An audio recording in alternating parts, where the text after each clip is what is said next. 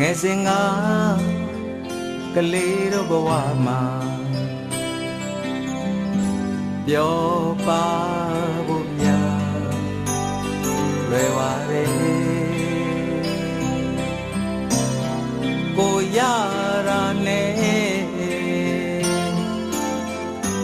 တင်းတိမ်ရောက်ရဲ့စားချိန်မှာဝင်စားမယ်အိတ်ချိန်မှာဝင်အိမ်မယ်အပူ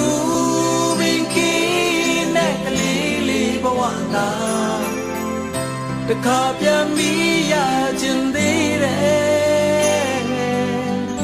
အပြစ်မသိသေးတဲ့ကလေးလေးဘဝကိုတခါပြန်ပြီးရောက်ခြင်းသေးတယ်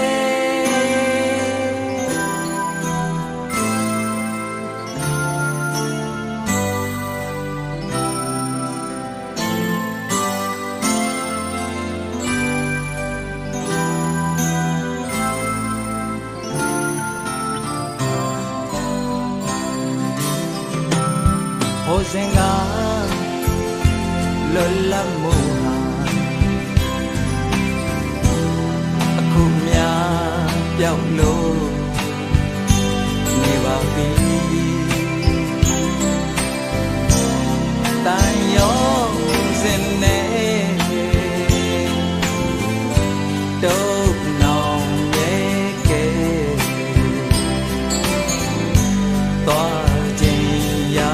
ကိုမတော်နိုင်လို့ခြင်းရာကိုမလုံးနိုင်အပူ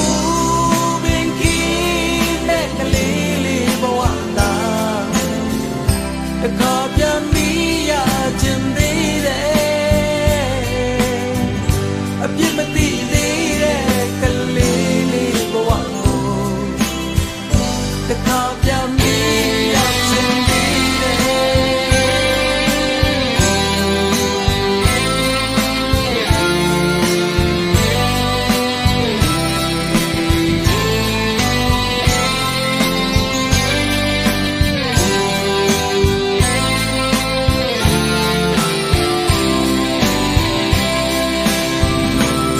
ချစ်စလဲ